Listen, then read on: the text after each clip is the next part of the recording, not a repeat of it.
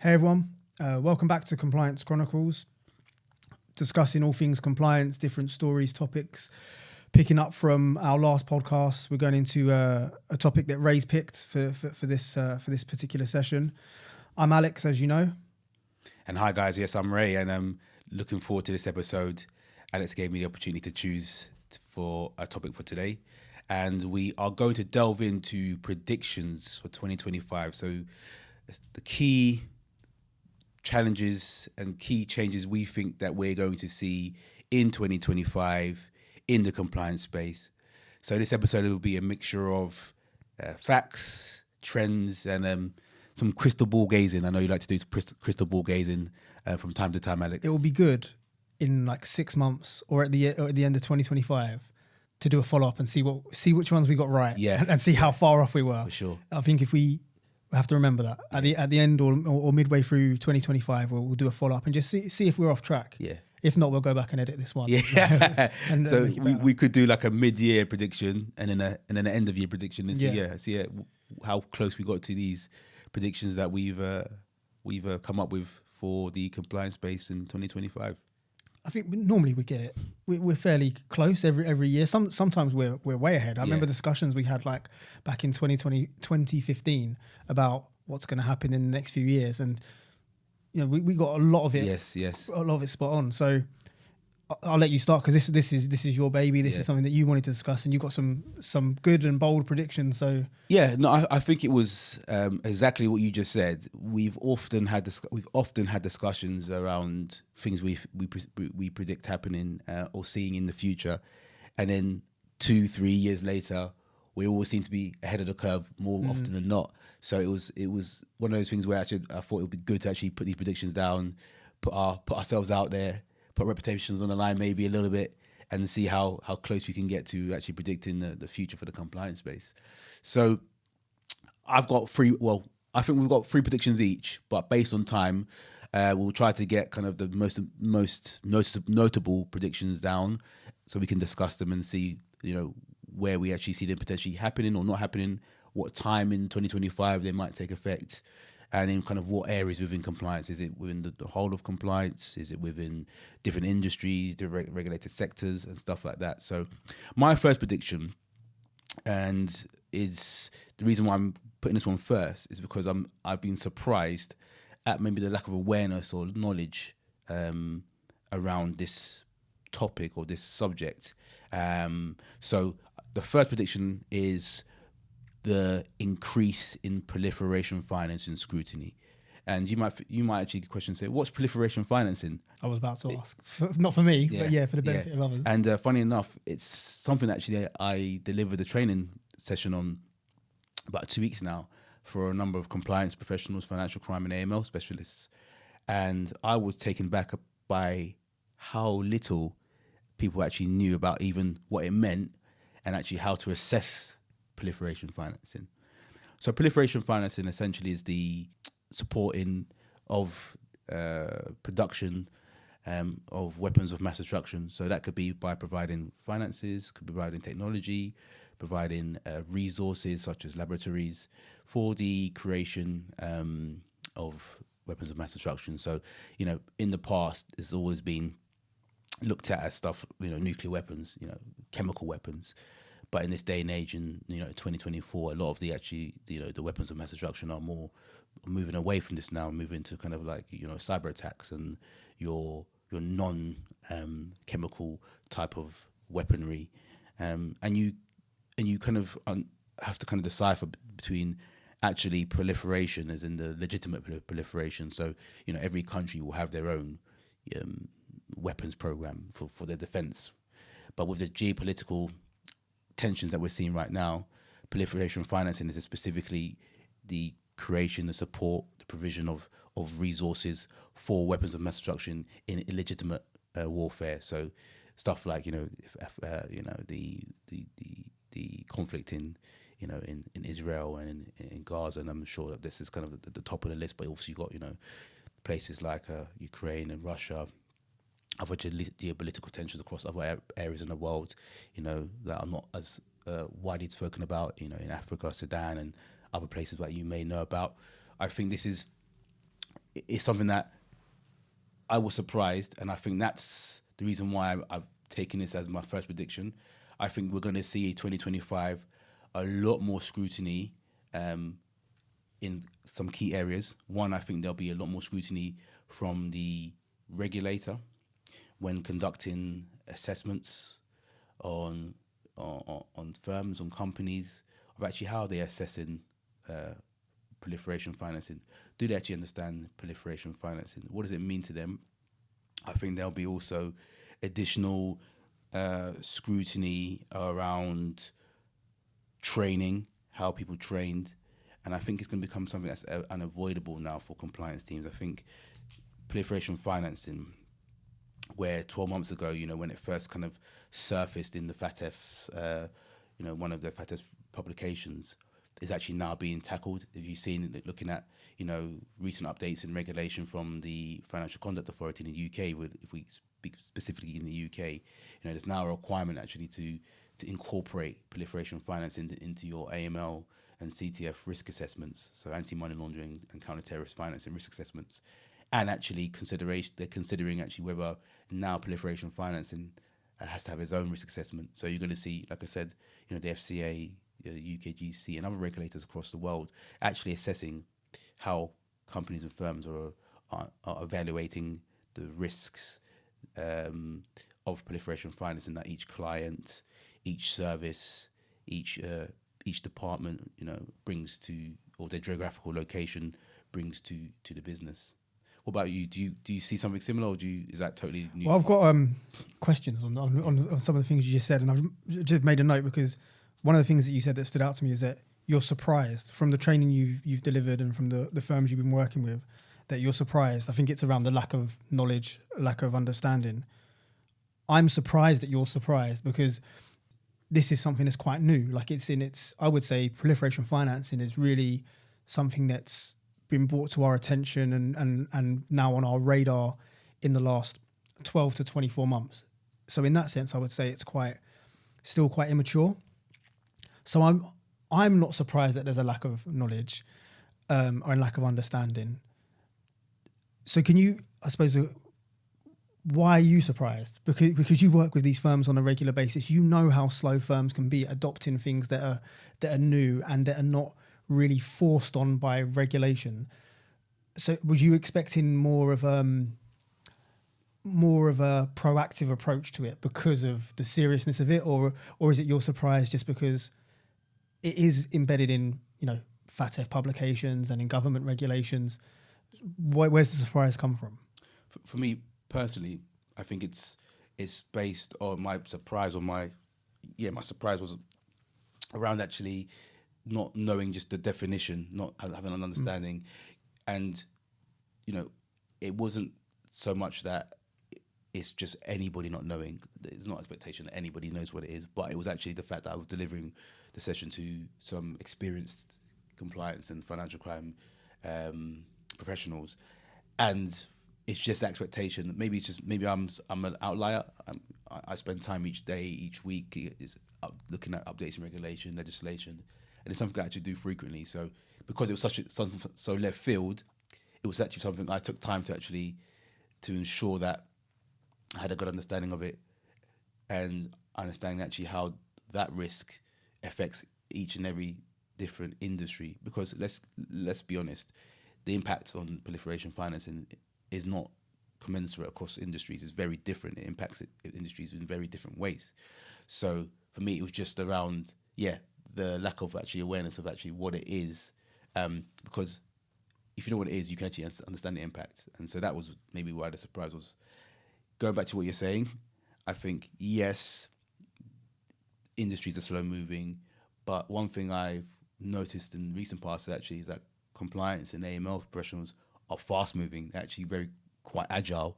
And so they're kind of the antithesis of actually the rest of the industry or industries that they work in. So that was my surprise. But I think that's what's going to come. I think you're going to see next year when you have an assessment, if you're working with an operator, a firm in the regulated sector, whether it's insurance, whether it's a payments firm, whether it's an EMI, whether it's a gambling company, you're going to see the regulator actually assess, what these firms and companies are doing when it comes to proliferation financing. Yeah, I agree with your first prediction, and I think I was reading a study that I think it was the Isle of Man done, and they done a study into it was basically like a Q&A type study. Yeah. So I don't think they actually went and tested any of this knowledge or controls, but it was more a Q&A. And in their study, they checked on 586 firms in the Isle of Man, all different types of firms. And it was to get an understanding of their knowledge and their risk management specifically around proliferation financing. And some of the figures were quite positive. A lot of the firms knew about proliferation financing. They had included it in their risk assessments, in their policies and procedures. But one thing that stood out to me was that there was a lack of mitigation. So a lot of companies knew what proliferation financing was, but within their own risk assessment and then the subsequent policies and procedures, they didn't know and hadn't implemented sufficient mitigating measures. And this was all admission. So this, like I said, it wasn't tested as far as I know. They hadn't implemented any mitigation around proliferation finance. Specifically, one thing stood out to me was around, in the industries we work with, financial services, gaming and entertainment and retail, they hadn't introduced any mitigation around dual use goods. And that really stood out to me because that's the one thing that you should be looking out for in our industry is dual use goods. There's enough publications on it. Why do you think there's been a focus on understanding what proliferation financing is, but a lack of actual actions in terms of let's put measures in place to identify and then to remediate those risks? I think, again, it goes back to being reactionary, doing the bare minimum, and kind of most industries wanting to have a precedent, wanting to see somebody almost get it wrong, and then based on what's got wrong can then assess how to get it right. So that's why I think the reason I think is actually an apprehension to be the first mover. We always talk about first mover advantage when it comes to industries and USBs and actually getting market share. But in this situation, I think it's the first mover disadvantage. Whereas if you're the first operator to or first firm or company to implement strict measures when it comes to proliferation financing, does it actually come at a disadvantage to yourself and to your business? So I think it doesn't necessarily need to be stricter though. It just needs to be at least identifying the risk. So perfect example is after I read that study from Isle of Man, I reached out to 4 of the firms we work with and asked if I could just do a Q&A with their AML teams. Yeah. All 4 AML teams, so their AML officers, one firm, was huge, had over 50 officers. Not one person in their firm could explain to me what dual use goods are and what they do to detect and then mitigate their risk. Not one of them. Okay. So I think there is an understanding of what proliferation financing is in terms of, it's biological, chemical, nuclear and radiological weapons of mass destruction. I think there's knowledge around that. But I think everyone's kind of ticked that box and gone, okay, yeah, I know what it is. I know that it's a risk. But nobody or very few firms have gone the next step and gone, okay, these are the risks. These are what we need. These are the type of things and typologies we need to look out for. And this is how we're going to detect it and prevent and mitigate that risk. It's like they haven't taken that next step yet. Like they're waiting for a push from someone to say, look, okay, yeah, you've done it. You put it in your risk assessment. Sorry, we didn't tell you this, but you've actually got to go a bit further now and actually do something about it. It's like everyone's waiting for that step. Yeah. I don't know why that is. I think, again, it goes back to first mover disadvantage. Yeah. I think I think a smart firm, a smart compliance department, a smart MLRO, a smart, chief compliance officer, head of compliance will know there's an expectation that the risk assessment goes beyond just assessing the risks, and actually you have the inherent risk, then you have your residual risk, which is based on the controls, right? So they will know, but it's actually, if they also know nobody else is doing anything, then it's that kind of that risk and rewards. Because I think, if I'm honest, I think once there will be greater scrutiny, I believe, but there'll also be a bit of leniency. I feel there'll be a few slap on the wrists first if anybody does get it wrong, and then that'll be the opportunity for people to and operators to do so, to take it further, as you're saying. But I think that was just something I just again was noticing that it didn't add up, like the requirement to understand and mitigate and to assess proliferation financing compared to actually the knowledge didn't add up. It wasn't in line. So that's why, again, when I was doing that training session, it actually came up, and I was like, okay, this is something that I think is going to be a talking point next year, because I don't think the knowledge matches the expectations. So just in case your prediction is right, what would you like to see firms doing now to prepare for this? What would you like to see as an action? So someone listens to this, watches this, what would you like them to do in case this happens? Yeah. Step one would be to understand where the knowledge sits, or what knowledge you have within your business, especially in your compliance departments, but also wider business around actually what proliferation financing is. Understanding actually how your firm is impacted by proliferation financing.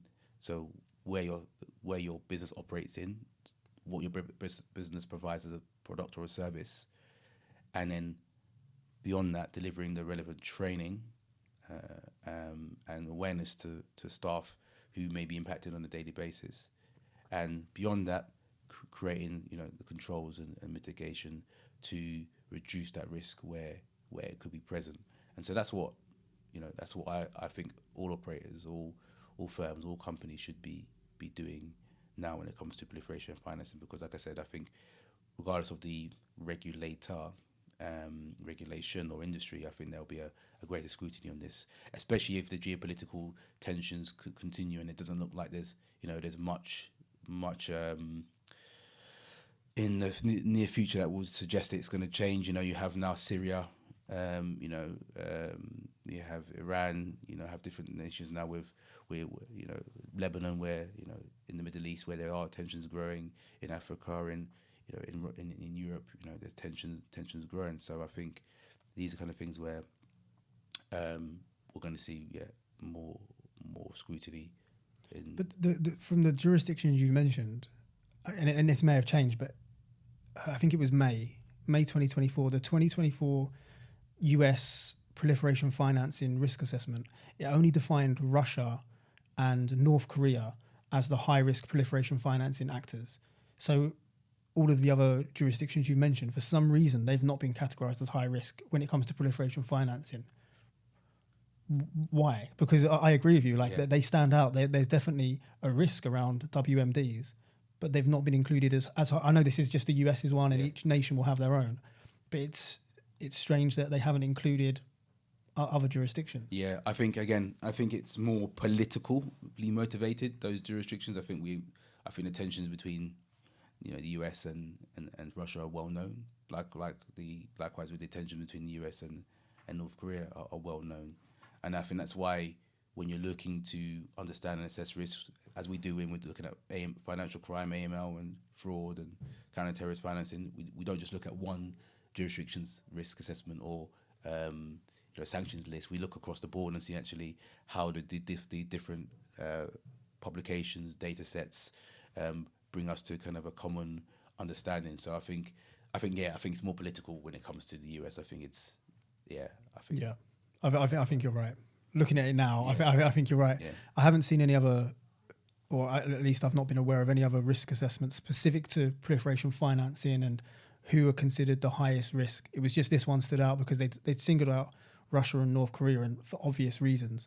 But then I was looking through the jurisdictions, and then you've just mentioned some there, and I was thinking, well, actually, there's more than just those two that are a risk. And especially when you take into consideration, like we were saying previously, the risk of trade around dual-use goods, the trade around chemicals, the trade around computer materials, computer parts. Those jurisdictions are probably lower risk because they manufacture a lot as opposed to having to import and export.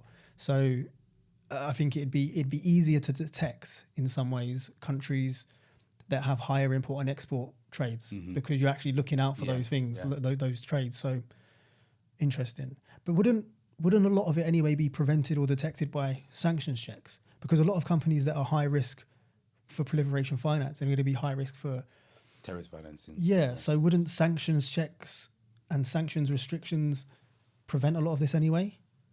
I think it will prevent much of it, but not all of it. And I think there's a nuance. There's a nuance when it comes to, proliferation financing, because, for example, you wouldn't suggest that Russia is high on the list for terrorist financing, for example, when we look at it as a jurisdiction.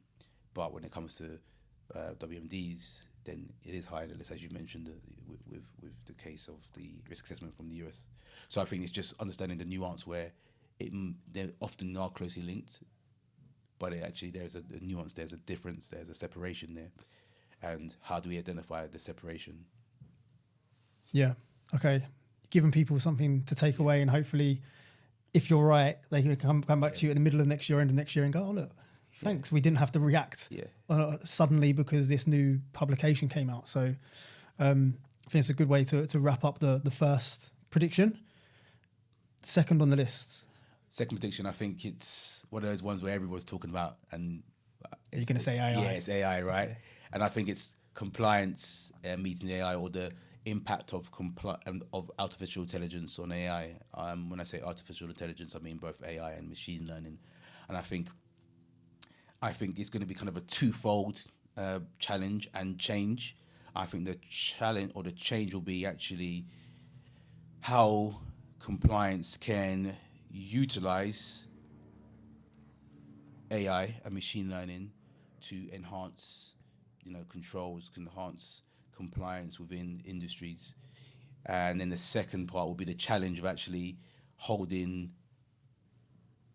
people accountable still, despite and being and having transparency despite the utilization of AI, because there is no, I think, oversight or monitoring of AI compliance. It's not something that I've seen, and I think obviously there's whisperings and talkings when it comes to monitoring and regulating kind of the utilization of AI, but it's a bit like crypto. And if we talk about crypto actually now and AI, I think they go hand in hand. And are you talking about outside? Because in Europe we have the EU AI Act. Yeah.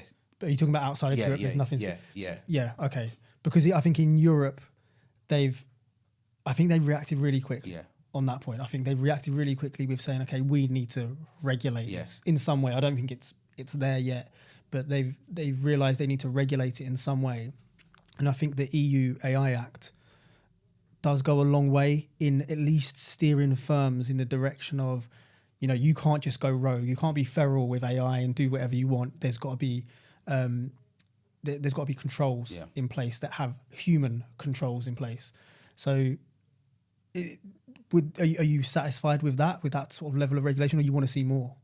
I think I'd want to see it broader, and because when you're a firm, you're usually a multinational firm, so it's if it's European based, it's good, but then you're going to be interacting with your clients who might be in North America, your clients who might be in in Asia or different continents, and what are they then adhering to? What are their requirements when it comes to AI? But I think I wanted to talk on kind of AI meeting compliance around and the prediction around actually can we use or it will be used more in enhancing compliance when it comes to AML, financial crime. I had a meeting with a provider of services for compliance, and we were discussing utilizing AI in Congo monitoring, utilizing AI in customer profiling, and actually using AI to create or understand or identify trends when it comes to potentially high risk behavior. When it may be AML, but also I think we were speaking about consumer protection, social responsibility, safer gambling, for example, and actually using AI to identify trends before they're actually there. And I think there'll be a clamour for the utilisation of AI in 2025 to enhance compliance frameworks. But on the flip side, the scrutiny of actually, is this AI or the way you're utilising AI compliant with, ethical standards for number one, and then GDPR standards number two, and of course beyond that, if you're looking at the EU, within the EU's AI regulation. So I think that's what we're going to see. Especially like I said, crypto. I think we're back in the kind of the buzz right when it comes to the crypto space. I know we're having more and more regulation, but I think if we look at talking about modern day finance. With Bitcoin, I think when I last looked at it this last night, it was like $106,000 all-time high. I think there's almost a necessity to utilize AI in the space where it's led by technology, and if we're going to adopt Bitcoin in a way that Bitcoin wants it to be adopted in mainstream financial markets or in mainstream finance, then I think we're going to see AI utilized a lot more in 2025. So I think that'd be a big change, but also, like I said, another big challenge. What's your views on AI, number one, and number two, where do you see AI having the biggest impact when it comes to maybe compliance, or industries? So I'm a big. I've written articles about AI. I'm a big fan of the correct use of AI. Funny enough, I like to read, and I was reading a book a few months ago, and it was a book by Jordan Peterson. One of the things he says, he's talking about technologies, and I think at the time the book was published, AI wasn't even a discussion point. It was more generic technologies. And one thing he says about the development of technologies is, and it stood out, is beware of unintended consequences. And I think that is the problem at the moment with AI, is that there's a bit of a rush to let's implement something, let's move forward with something. Like with every technology that comes out, people jump on the bandwagon. And when I say unintended consequences, in the sense, what I think he's getting at, and in this case around AI, is that there's an ignorance when it comes to technology, that there's an ignorance and an expectation that it's just going to work as we want it to work. Okay, let's implement this AI for KYC, for example. Let's implement AI to do the onboarding of a new customer. There's an ignorance that this is just going to work perfectly. Nothing's going to go wrong here. We're going to onboard this customer. It's going to be better than it ever was. We're going to reduce manual hours. But there are unintended consequences of that. If you've got nobody managing that, if you're not regulating that the way it's meant to be regulated, and something goes wrong, bugs, technical deficiencies, there's going to be unintended consequences. And I think part of the problem that I have at the moment with AI and the fact that people just throw the words around, people throw artificial intelligence around because it's a buzzword. Same as, people jumping on crypto, like you said. I think that the rush is causing people to not think about the consequences. And the rush means that the regulations are always based on yesterday's failings, right? They're not based on tomorrow's problems. Regulations are always a step behind. If we keep moving at this pace and rushing forward with AI, regulation's going to be very far behind. And by the time it catches up, there's going to be some harm caused, whether it's harm to customers, whether it's harm to businesses, to the economy. We don't know. I don't think we're going to see like a Terminator scenario where AI and robots take over. But I do think that if we don't slow down and we don't look at things in a more calculated way, that there's going to be problems that we're not intending for. What I do like about AI is the reduction that it can have in manual work, so that the manual workforce can focus on higher risk or more pertinent activity. And I was talking to somebody that's quite high up at JP Morgan, and have you heard of their coin system, their contracts intelligence? No, have you heard about this? No, I haven't, no. So towards the end of last year, or early last year, they started building contract intelligence, AI. The aim of this contract intelligence is that the AI system will review contracts instead of the workforce, instead of the lawyers, essentially. And the aim of it was they wanted to see if it could reduce some hours. In 2024, they saved 360,000 hours. 360,000 hours through this artificial intelligence. So on one hand, you worry, well, do we need that workforce anymore? Is there going to be redundancies? I don't think so. It's JP Morgan. But now you've freed up that workforce to focus on an activity, a task that actually their time will be better spent on, as opposed to just reviewing a contract. So stuff like that, really impresses me. And if we can, in other industries, implement that same sort of level of intelligence, then I'll be really pleased with it. If you think some of the companies we work with, imagine if they could have and I know there are some third parties, specifically in the gambling space, for safer gambling, that if we move this along at the right pace, regulate it the right way, then I think that we're going to see employees dedicated to tasks that require their attention, high risk customers, high value customers. So that's a real positive. So I'm looking forward to that, and I agree with you that it's going to continue to grow in 2025. What people need to do is embrace AI. If you're in the compliance space, so some of the teams we work with, some of the companies we work with, there's I don't want to say a fear, but there's definitely reservations around AI. Maybe it's a fear that could this come in and do my job, for example. Imagine you get an AI that I think HSBC has it right. It can do the KYC side of things. Well, what am I needed for in my job if an AI is going to do it? So I think people need to embrace it and learn how they can manage it, control it, and essentially regulate it, because AI is essentially a tool built on data and algorithms that identifies patterns to give out predictions. That's all it is. So if you can learn to manage and control that, your career is going to go further, because AI is the future. Unfortunately or fortunately, I think we were having this discussion after we both watched Hidden Figures, the film Hidden Figures. Yes. And there's a specific part in that with Dorothy Vaughan. Have you read the story of Dorothy Vaughan? Yes. So for the listeners, for the watchers, so Dorothy Vaughan, essentially, when she was working at NASA, so she was a mathematician, and she specialized in aerospace. Obviously, she was at NASA.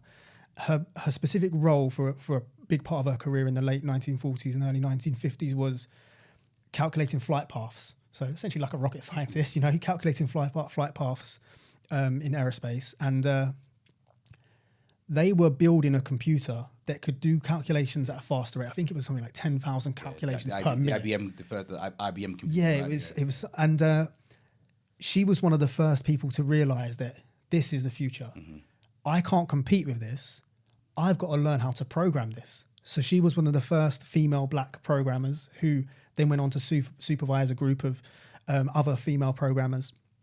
And by taking that leadership and taking that role of, okay, I'm going to learn to control this new system, I'm going to learn to manage it, to manipulate it, she became invaluable.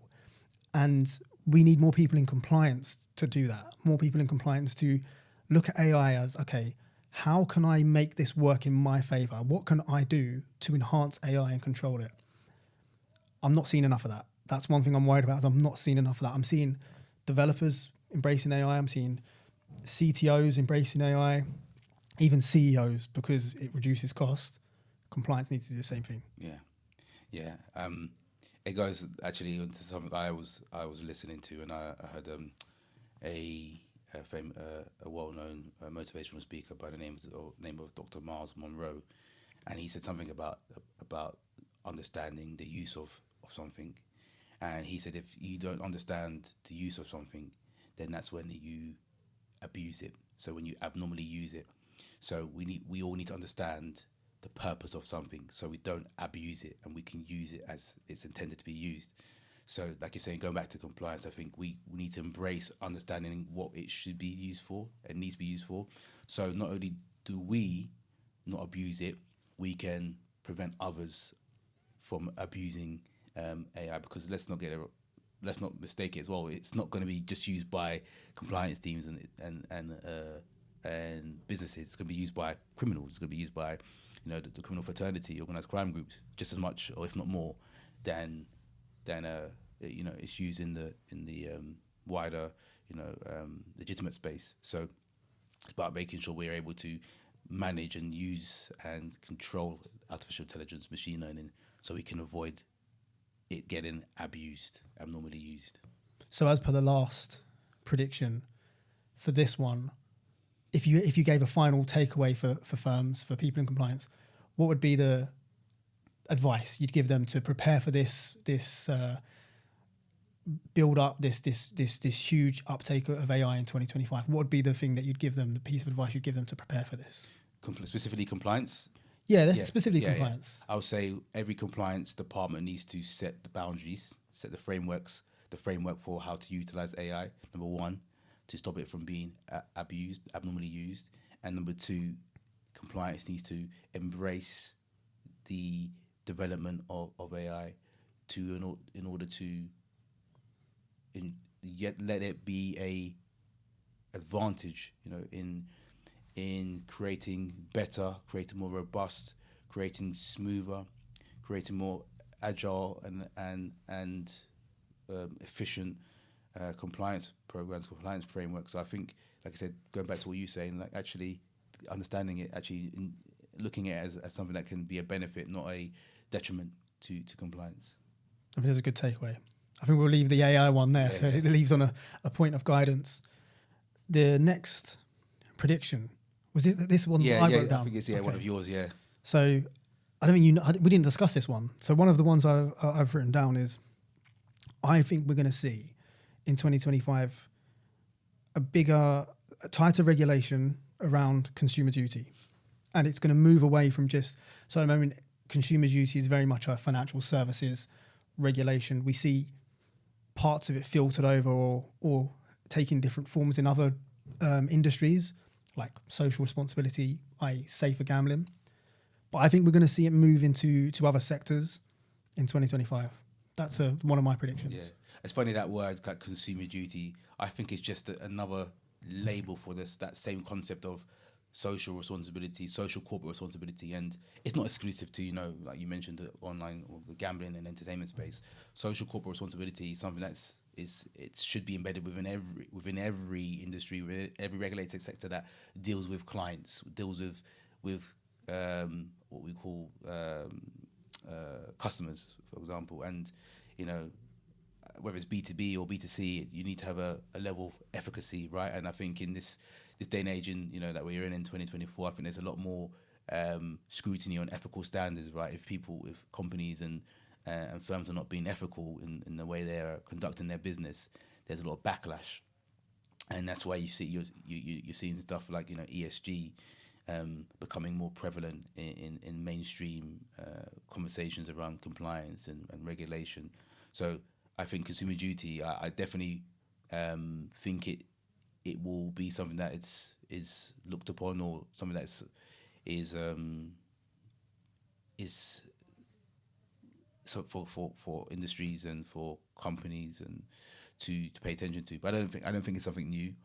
I just think, like you're saying, I think it's a new way of looking at how you are as an operator, as a firm, as a company, going to ensure you're doing the best for your client, for your consumer, for the customer, whilst, of course, looking to be a successful business. Why did you choose consumer duty? What do you think then is the difference in how it's going to be in 2025, or the challenges or the changes compared to social corporate responsibility, compared to social responsibility, compared to safer gambling, responsible gambling, all these terms that just change depending on an industry, but they have the same fundamental meaning?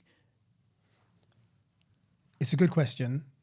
Maybe it is just putting a new coat of paint on a dirty wall. Maybe it is just that. But I believe that with consumer duty, it's been effective, the way the FCA have implemented consumer duty regulation, because coming back to what you said, and you said about ethical standards, the majority of businesses, whether they want to hear this or not, compliance is for some of them a tick box, as opposed to what is the right thing to do. And it will come on to my fourth prediction a little bit later. That's funny, because actually I think it will go into kind of a podcast we're probably going to do in the future around ethics and standards and culture as well. So it's actually, I think it's a preamble or prelude to what's going to come in the future, actually. So that's quite interesting. So I won't go into that part too much around the ethical standards. So I've got some optimistic predictions, and I've got some what I believe will happen. So first of all, I believe, coming back to what you said, is it just relabeling? I don't think it is relabeling. It might be partly, but I think what it will be is the relabeling will bring with it new regulation and potentially enforcement. For example, when it moves to retail, I think we're going to see it in retail, will be one of the first ones, with e-commerce booming and expectations, customer requirements skyrocketing. It's only right that there is more consumer protection applied in the retail sector. So, for example, around companies can really take liberties with misleading pricing, with unfair returns policies, with mislabeling products. For example, Black Friday being the biggest one. You go and buy this TV.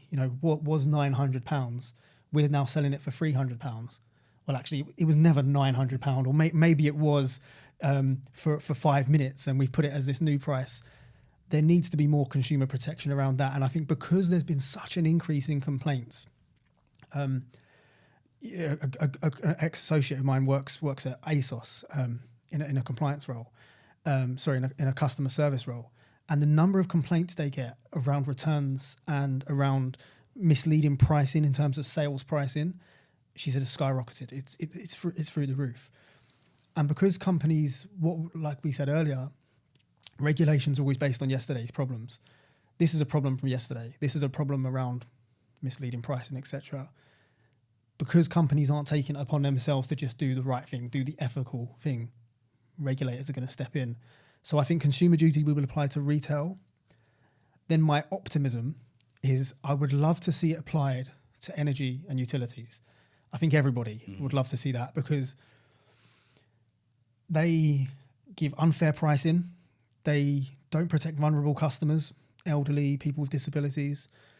They are the most highly profitable businesses in the world, and there is nothing that regulates them to do the right thing for customers. If you look at the bonuses that CEOs, managing directors get in energy and utilities firms, and then the prices then that are passed down to customers, it doesn't weigh up.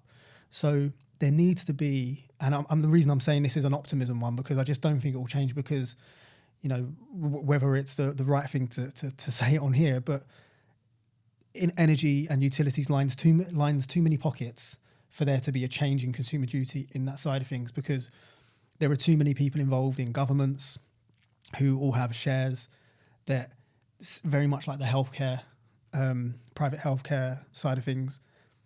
It would have such an impact on people financially that are high up that I can't see that changing. So that's why I put it as an optimistic one, because the energy and utilities one is one that I would love to see. I think for the public, it's the right thing to do, to apply some consumer protection there. But I don't think it will happen. So that's why my retail for sure. Do you think that, probably maybe this is for another podcast, but is that the question in terms of public pressure? Do you think public pressure can have an impact on that point you're making around seeing better regulation, specifically in the energies and utilities sector? And generally speaking, do you feel that public pressure actually has an influence on regulation when it comes to compliance? Yeah, it definitely does. Like look at the gambling industry, with safer gambling. Safer gambling is only regulated as highly as it is because of the harm it's caused people, and rightly so, the uproar that has come off the back of so much harm caused to individuals and their families. So I think it can do, but there has to be some, as horrible as it sounds, it's almost as though there has to be some kind of harm associated to it. So with utilities, with healthcare, with energy, other than the fact that people just can't afford the cost of living anymore, there's not a direct harm that you could link to it, even though that's causing mental health problems, even though it's causing health problems.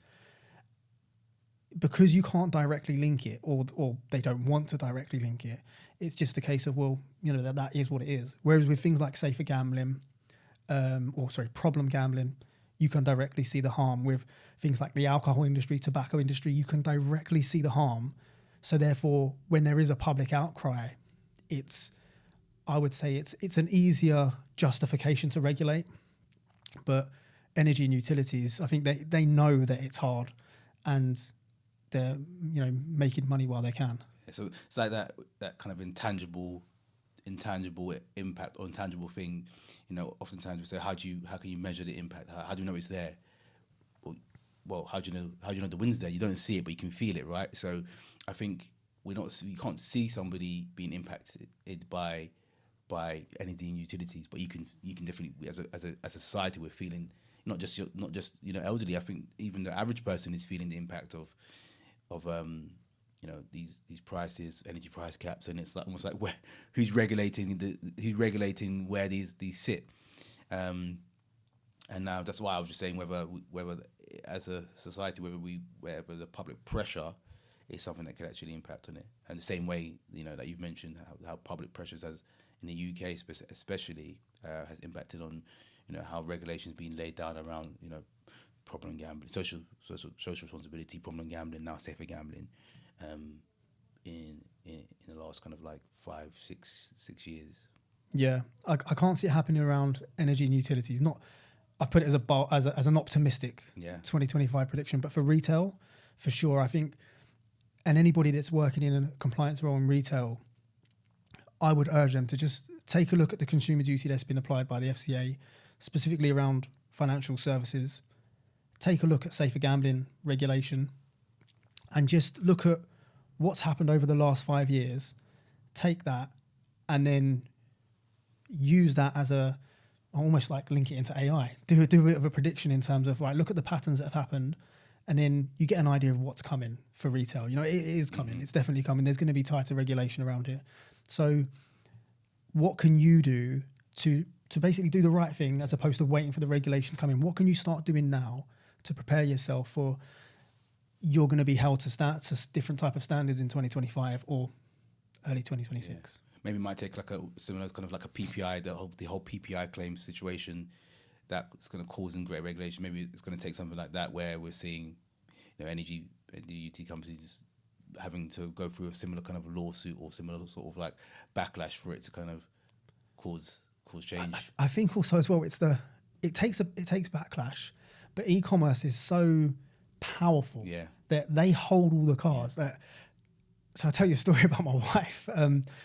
Obviously she loves to shop, as you know, and she shops with a lot. She buys a lot of clothes with one particular online retailer. I won't say who they are, but with one particular other brands are available as well. She shops with one particular online retailer, and she had a nightmare situation with trying to do a return. She done a return, and she tracked it, so she knew it was signed for, but then they lost it in their warehouse. So she was it lasted for weeks, this long back and forth with customer service, because they were saying, look, we don't have your item here, so we can't process your return. And she was saying, well, look, here's the proof that you signed for it at the depot or at your warehouse. So you've lost it, not me. It went on for ages. And in the end, she didn't get a refund for it. And it was like a fairly expensive pair of trousers by my standards. I would say it's expensive. And I said to her, don't ever buy from them again. You've learnt your lesson. There's no point in kicking up a stink. You've learnt your lesson, don't shop with them again. I saw a delivery the other day from the same company. So it's like, they're so powerful because they it's supply and demand. Yeah. They know that even if they give you a bad service, if what they are offering is still a great product, you're probably going to go back even after bad service. It's like if you had a bad meal at a restaurant, but typically that restaurant's pretty good. Most people do end up still going back there, even though you had a fairly bad experience. No, I don't. I have one bad experience. I don't go back anywhere. But your average consumer does. And I think that's the power that they know they have at the minute. And regulation will take that away from them a little bit. Yeah. So then the same question goes to you. What can we advise, or what would you suggest as a kind of one or two steps or two things that, if you're a CCO, if you're in the compliance space, but even those who are listening or watching who are not in compliance but in regulated sector businesses, what can they do to get ahead of that curve when it comes to consumer duty scrutiny? Outside of looking at, like I said before, looking at the safer gambling regulations, looking at consumer duty regulation from the FCA, I would take a look at, go back for your last 12 months of data on where your complaints have come from. And I think you're going to see a lot of them are around returns, around unfair pricing, around misleading returns process, around poor customer service. you're going to see where your complaints are. Those complaints, they've not just come to you. At some stage, they've gone to an ombudsman because you haven't handled it appropriately. So you have to expect the regulation to kick in based on that. So my advice would be go back over your last 12 months. You can do a smaller data set if you want, but go back over the last 12 months, see where your complaints have come from your customers, and expect there to be some fallback around those areas. And you'll get a good idea of what you should prepare for. And I'm not saying that you should now change your returns policy or change your pricing mechanism straight away. But you've got to start having those discussions with your board to say, this is coming, it's likely coming. Let's prepare for it. Let's put a plan in place. Let's start doing the right thing for our customers. Now, it would be great if firms looked at this and said, let's not wait for the regulation. Let's start doing the right thing. Let's make sure all of these complaints that we had in 2024, 2023, let's make sure they're not repeated or not to the same level. So that's what I would do. Just look at the historical data. Good suggestion there. I think that is good. Always looking back, I was saying, life is cyclical. Life is a patterns, right? And if you can understand the patterns and the trends of the past, you can often predict them happening in the present and the future, which is exactly why we're on this 2025 predictions, right? Predicting things for the future based on previous trends. I think there's a couple of other predictions we had, and some of them were bolder than kind of the ones we've suggested so far. So I wanted to capture a few of them before our time's up. And I think the prediction I had that was quite bold was around, AML, the models of AML, the traditional way of understanding money laundering and anti-money laundering and the concepts. And I think we're going to see in 2025, we're going to see a fall of those traditional models, those traditional concepts. If you do any sort of financial crime or AML training, what's the first thing they say? What are the stages of money laundering, placement, layering, integration? And funny enough, there was actually a bit of a topic on LinkedIn not too long ago where somebody actually suggested the fall of this, and it was actually something I was anticipating prior. And I think we are going to see a shift away from talking about financial crime and AML as placement and layering and integration, and it goes back into kind of this move into the digital age.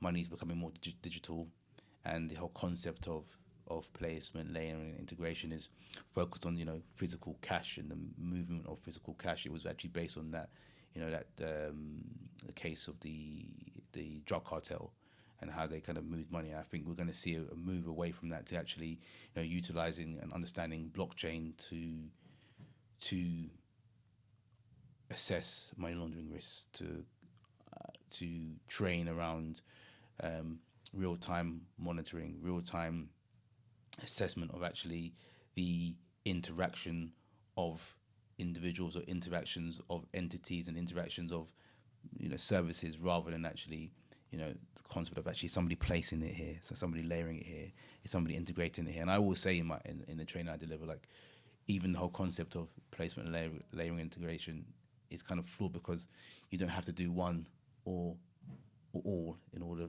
to be found guilty or be involved in the offence of money laundering. And likewise, it doesn't have to be done in that order. It can be done in various different orders, or partly done. So I think we're going to see in 2025 a move away of those traditional AML models. And I think when you say, you're talking about firms or law enforcement agencies as well? I think both. I think we are going to see it come down first from law enforcement agencies, trying to get a better grips and understanding. And when I say first, I think it would be first enforced through that way. But I think the digital and the technological capacity within law enforcement space or public space is a lot less typically than private sector. But I think you're going to first see the law enforcement agencies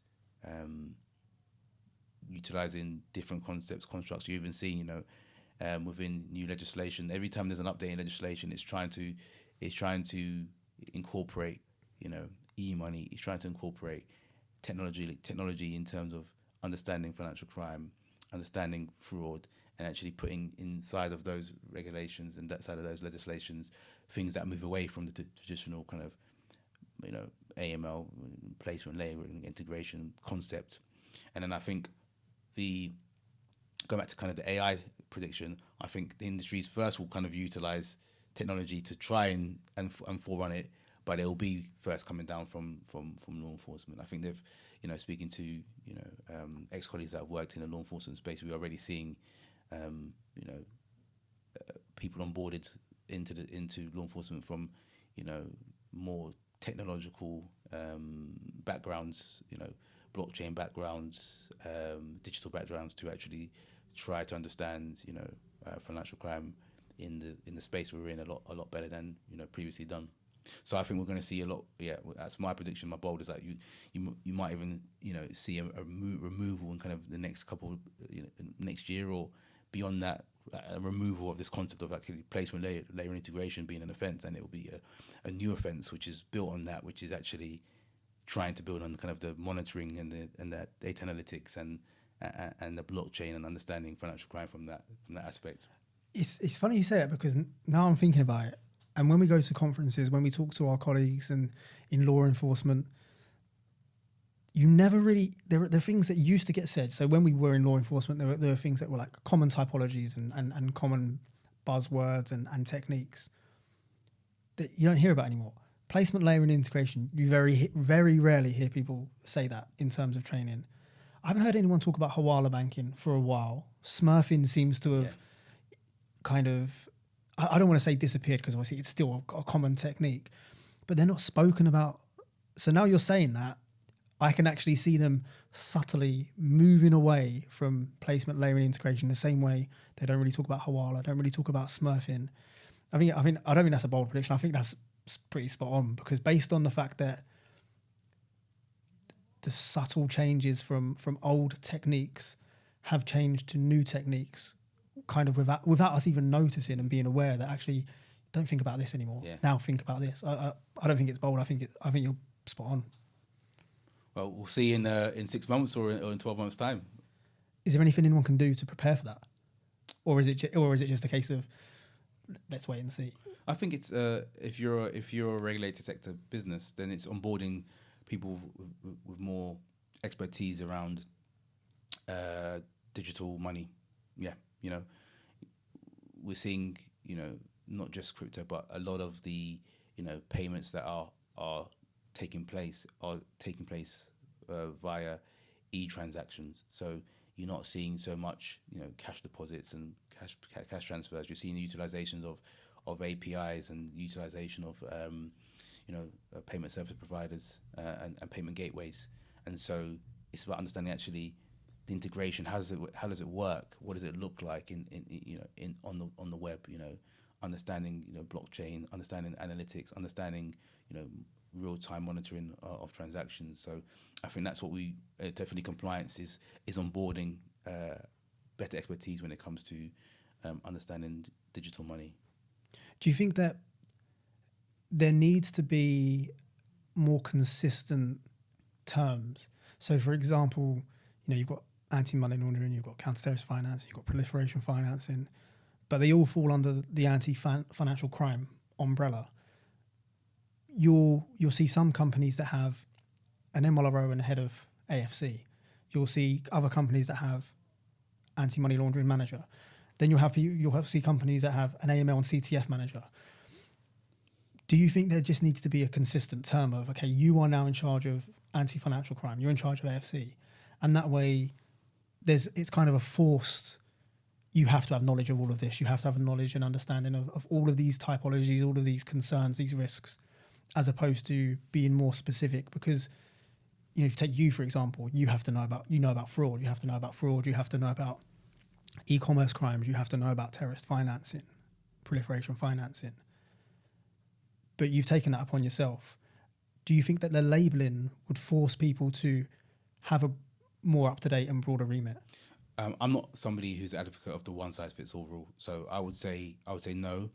I would say it all depends on the nature and the size of the business. I think one, setting expectations for what knowledge the business should have. And I think previously, like you said, it's been AML and CFT, but over time, I think it's about building out actually financial crime. But I think, as I mentioned in the pods, I might have mentioned the podcast last week, last week, our last podcast, and or another conversation around the payment service regulation updates for 2024 and how it's bringing, fraud closer and closer to kind of AML in the kind of that financial crime discussion, and, reporting suspicion, blocking transactions for fraud, and setting up kind of great expectations for fraud as an offence. And that obviously within the, fifth anti-money laundering directive, fraud became a predicate offence of itself. And I think that's going to bring it closer and closer. So I think we will see that in if not 2025, then definitely 2026.